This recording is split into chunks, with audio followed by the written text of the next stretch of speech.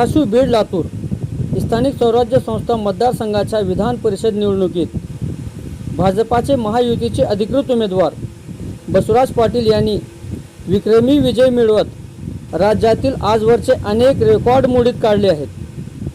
बसवराज पाटील यांनी काँग्रेसचे उमेदवार महेश देशमुख यांचा तब्बल 719हून अधिक मतांच्या फरकाने पराभव करत दणदणीत विजय संपादन केला आहे. 844 मते मिळवून हा या मतदारसंघाच्या ऐतिहासिक सर्वाधिक मतधिक्यांपैकी एक मानला जात आहे.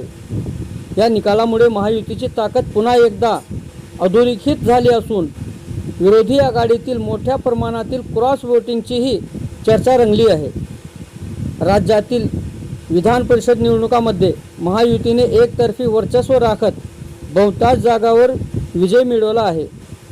बसवराज पाटील यांच्या विजयाबद्दल भाजपा व महायुतीच्या कार्यकर्त्यांकडून जल्लोष साजरा करण्यात येत असून धाराशिव, बीड आणि लातूर जिल्ह्यामध्ये आनंदाचे वातावरण निर्माण झाले आहे.